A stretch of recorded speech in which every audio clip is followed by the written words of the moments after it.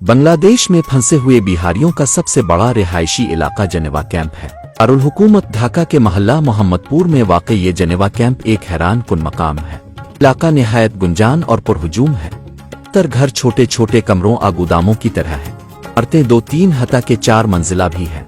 किसी मंसूबा बंदी के ये पुख्ता इमारतें खतरनाक अंदाज में ऊपर की तरफ अलफाटे हुई है। पैमाने पर सनत और हिरफत के काम में यहाँ के बिहारी बाशिंदे माहिर हैं और ढाका शहर में उनकी महारत मशहूर है। कैंप के मुस्ताकैम के कबाब और गुंगे की बिरयानी भी खासे मकबूल है। उस ढाका के दावर दराज इलाकों से सैकड़ों खाने के शौकीन अफराद अपनी जुबान का जायका मुतमईन करने यहाँ आते हैं।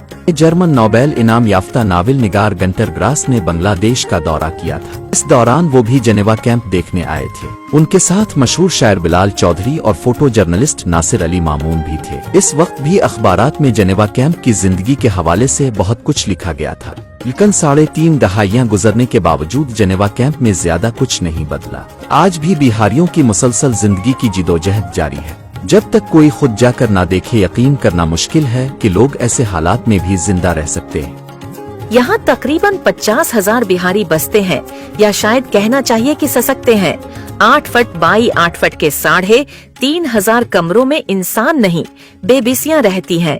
उन कमरों में मर्गियां, बतखें और इंसान एक साथ सांस लेते हैं, अगर ये सांस लेना कहलाए।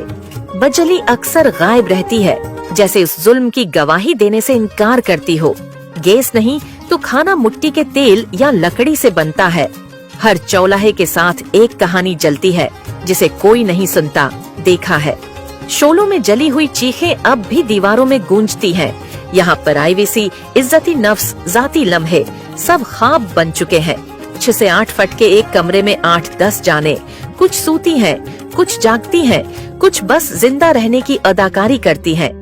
बहू, बेटी, दामाद सब एक ही कमरे में सांसें बांटते हैं। औरतें अगर कपड़े बदलना चाहें तो पड़ोस का दर खटखटाती हैं। अपनी निस्वानियत का बोझ दूसरे कमरे पर डालकर वापस आती हैं। मेहमान आ जाए तो गव्या क़यामत आ गई। कमरे की एक दीवार से दूसरी दीवार तक शर्म घसती है। सुबह होते ही मर्द वो जिन, उम्र रसीदा वो बच्चे 300 गुज दूर बैतुल खला की तरफ कितारों में निकलते हैं। ये लाइन नहीं, इज्जत का मातिम है। नहाने के लिए भी इज्तिमाई गसल खानों में जाना पड़ता है। पर्दा कहीं रह नहीं जाता, हया कहीं बचती नहीं। पानी की किल्लत ने पेट की बीमारियां आम कर दी हैं। हर दूसरा बच्चा या बीमार है या बीमारी की दहलीज पर खड़ा है। ये बिहारी कम्युनिटी सिर्फ सहूलतों से नहीं बल्कि इंसान होने के एहसास से महरूम है। उनके चेहरों पर पिछले कई इशरे पड़े दिखों की झरियां गहरी हो चुकी हैं। उनकी आंखों में न कल की उम्मीद है, न आज की राहत। उनकी जिंदगी महज जिंदा रहने का तवील, बेरहम और नाकाबिल बर्दाश्त इंजाम है।